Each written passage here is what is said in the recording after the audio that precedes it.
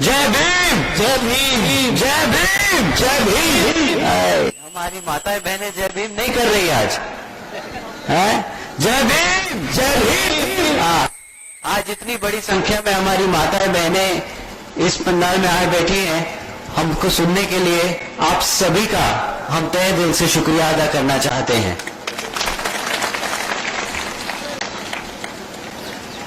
मैं अपने देश में समय समय पर जन्मे सभी संतों, गुरुओं और महापुरुषों को नमन करता हूं। इसमें खासकर महात्मा ज्योतिबा फूले, नारायणा गुरु, छत्रपति शाहू जी महाराज, परम पूज्य बाबा साहब डॉक्टर भीमराव अंबेडकर जी और मान्यवर साहब श्री काशीराम जी को नमन करता हूं।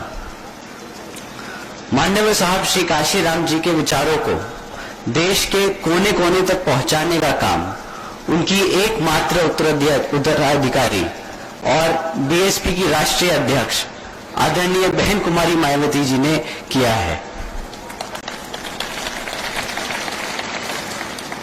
उत्तर प्रदेश की 4 बार मुख्यमंत्री, लोकसभा व राज्यसभा की कई बार सदस्य रही आदरणीय बहन कुमारी मायावती जी ने बाबा साहब डॉक्टर भीमराव अंबेडकर जी और मान्यवर साहब श्री काशीराम जी के मिशन के लिए अपना पूरा जीवन समर्पित कर दिया और मुझे गर्व है कि मुझे ऐसे महान नेता के नेतृत्व में काम करने का मौका मिला है।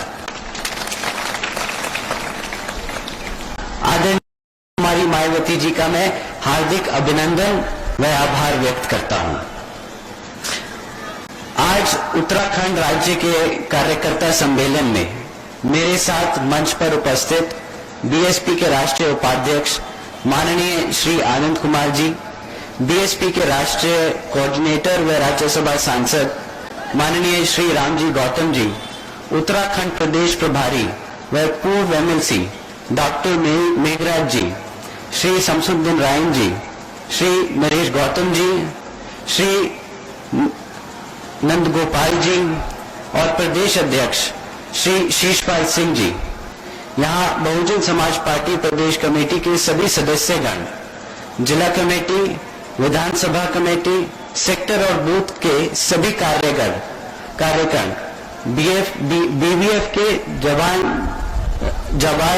सिपाहियों और दूर दराज से आए हुए बहुजन समाज पार्टी के समर्थकों का मैं तहे दिल से स्वागत व अभिनंदन करता हूं।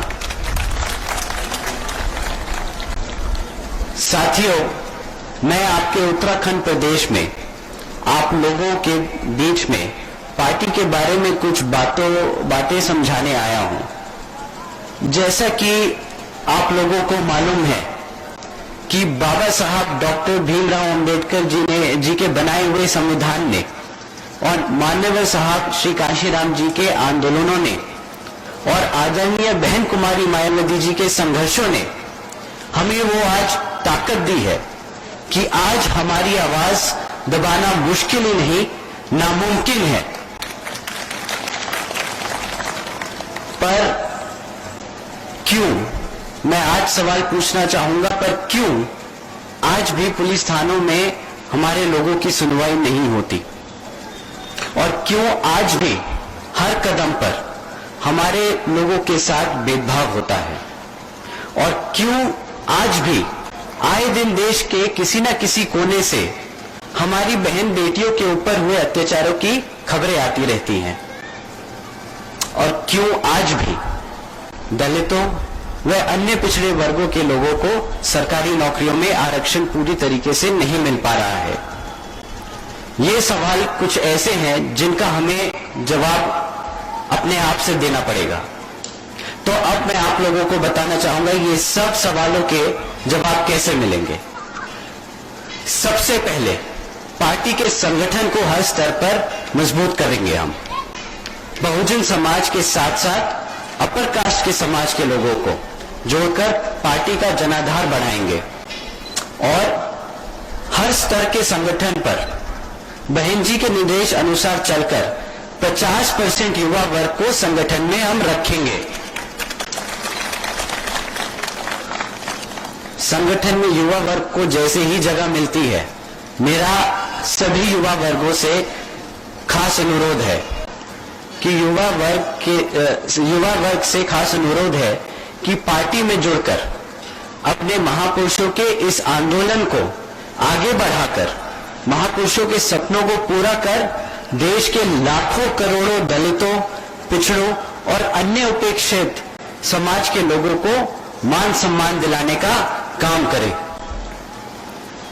मैं फिर से आप लोगों को कहना चाहूंगा कि ये लड़ाई हमारे मान की है, ये लड़ाई हमारे सम्मान की है, ये लड़ाई हमारे अधिकारों की है। और अगर आप लोगों को सम्मान चाहिए तो आपको शासक बनना पड़ेगा, क्योंकि शासन से अधिकार मिलेगा और आपको अधिकारों से सम्मान मिलेगा। परम पूज्य बाबा साहब डॉक्टर भीमराव अंबेडकर जी ने एक सपना देखा था और उसे मिशन में किसने बदला? भाई आपके और हमारे माननीय साहब श्री काशीराम जी ने, और हमारी आदरणीय बहन कुमारी मायावती जी ने उत्तर प्रदेश में 4 बार के शासनकाल में शासन, प्रशासन व अनुशासन से उन्होंने ये साबित कर दिखाया कि सामाजिक बदलाव तभी आएगा जब सत्ता की चाबी खुद अपने हाथों में होगी। मैं बहन जी का हम सब बहन जी का जितना भी शुक्रिया अदा करें उतना ही कम है। आज मेरे जैसे न जाने कितने नौजवान साथी अपने पैरों पर सम्मान के साथ खड़े हैं, क्योंकि हमें यकीन था, हमारे युवा वर्गों को यकीन था कि हमसे पहले हमारी बहन जी किसी भी अन्याय के खिलाफ हमसे पहले वो खुद खड़ी है। विरोधी पार्टियां बहन जी से डरती हैं। क्या आप ये बात मानते हैं? मैं वहां पीछे खड़े होकर बहन जी के ये चीज देख सकता हूं कि विरोधी पार्टियां डरती हैं बहन जी की सोच से, बहन जी की ताकत से, बहन जी के शासन करने के तरीके से विरोधी पार्टियां डरती हैं, क्योंकि बहन जी नई टेक्नोलॉजी की बात करती हैं। बहन जी हमारी बहनों की शिक्षा और सुरक्षा की बात करती हैं। बहन जी नौजवानों के रोजगार की बात करती हैं, हमारे सब समाज के विकास और सम्मान की बात करती हैं। और इसलिए साथियों, इसीलिए बहन जी को सत्ता से दूर कर दिया गया। यह साजिश थी, क्योंकि विरोधी पार्टियां जानती थी कि अगर बहन जी सत्ता में रही तो फिर वो भेदभाव की राजनीति जड़ से उखाड़ के खत्म कर देंगी। बहन जी ने हम सबको कई बार समझाया है कि हमारे समाज को बहरूपियों से सचेत रहना बहुत जरूरी है। कई पार्टियां खुद को दलितों, पिछड़ों और माइनॉरिटीज का भला करने वाली बताती हैं, और इसलिए हमें उनको पहचानना और उनसे सावधान रहना बहुत जरूरी है। बाबा साहब डॉक्टर भीमराव अंबेडकर जी के विचारों और माननीय साहब श्री काशीराम जी के मिशन की एकमात्र उत्तराधिकारी और सर्व समाज को साथ लेकर चलने वाली अगर कोई है तो वो सिर्फ और सिर्फ हमारी आदरणीय बहन कुमारी मायावती जी ही है। साथियों, 26 नवंबर को लखनऊ में अभी संविधान दिवस के मौके पर बीएसपी की राष्ट्रीय अध्यक्ष आदरणीय बहन कुमारी मायावती जी ने अपनी प्रेस कॉन्फ्रेंस में कहा था, बड़ी गंभीर चिंता जताते हुए उन्होंने ये हम सबको बताया कि आज भी हमारे समाज को संवैधानिक हक नहीं मिल रहा है।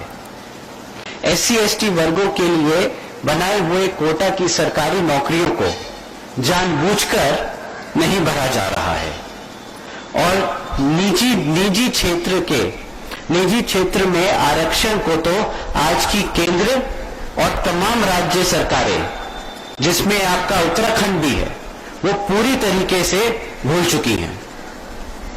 मैं आपको याद दिला देना चाहता हूं कि सरकारी नौकरियों में आरक्षण देकर वो हम पर कोई एहसान नहीं करेंगे, कि सैकड़ों वर्षों से जिस तरह से हमारे समाज को कुचला गया है, आज वो सिर्फ और सिर्फ उसका हक अदा करेंगे।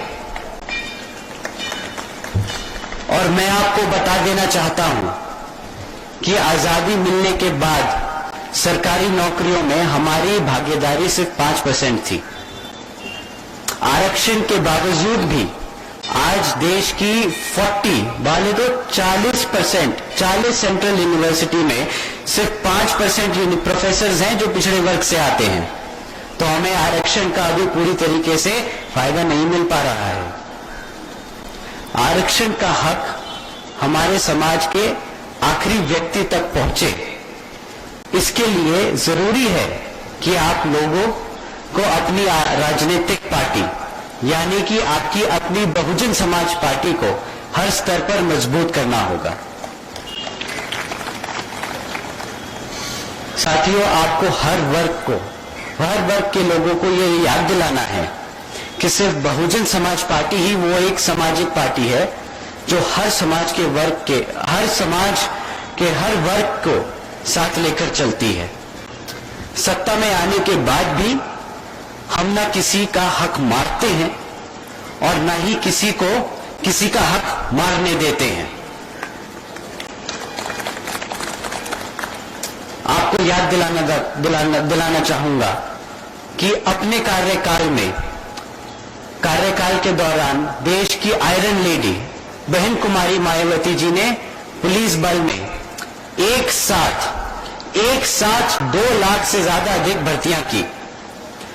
इसके अलावा 90,000 शिक्षकों को नौकरियां दी और इसमें किसी भी तरह का कोई भेदभाव नहीं किया गया, बल्कि हर समाज के हर वर्ग के लोगों को बराबरी का मौका दिया गया।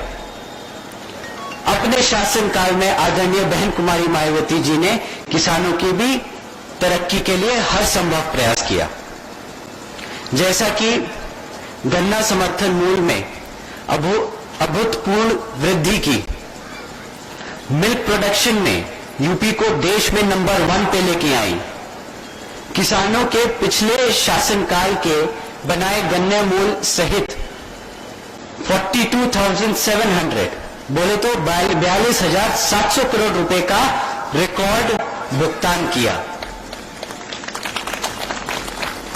इससे यूपी के किसानों की आय उस दौरान दुगनी हो गई। इसके साथ साथ कृषि भूमि आवंटन योजना के तहत कई लाखों गरीबों व भूमिहीन परिवारों को भूमालिक बनाया गया। आदरणीय बहन जी ने समाज के हर तबके के लिए काम किया है। आदरणीय बहन जी का शासन हमेशा से बहुजन समाज पार्टी की सर्जन हिताय व सर्जन सुखाय नीति के हिसाब से ही चला है। कभी किसी के साथ कोई भेदभाव नहीं हुआ। सर्जन हिताय की नीति के तहत ही आदरणीय बहन कुमारी मायावती जी ने 2007 से 2012 तक के अपने कार्यकाल में समान श्रेणी के सरकारी भर्ती पर लगी रोकों को भी हटाया।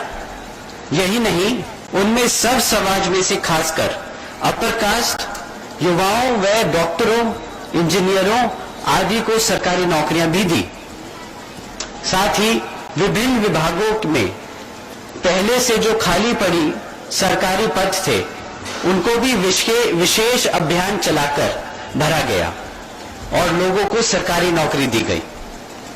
सर समाज के तमाम छात्रों को प्रशासन व डॉक्टरी, इंजीनियरिंग और मैनेजमेंट आदि के उच्च प्रोफेशन में पूरी भागीदारी तय करने के लिए खास तौर से लखनऊ में छत्रपति शाहूजी महाराज प्रशिक्षण केंद्र की स्थापना भी की गई।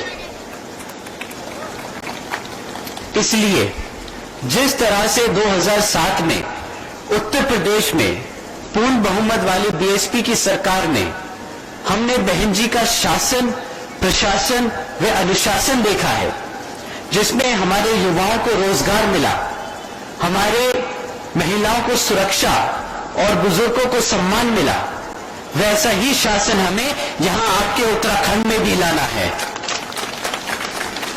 अब मैं अपनी बात समाप्त करते हुए यहां पे आए सभी सदस्यगण को और कार्यकर्ताओं को बहुत बहुत शुक्रिया अदा करना चाहता हूं। जय भीम, जय भारत, जय भीम।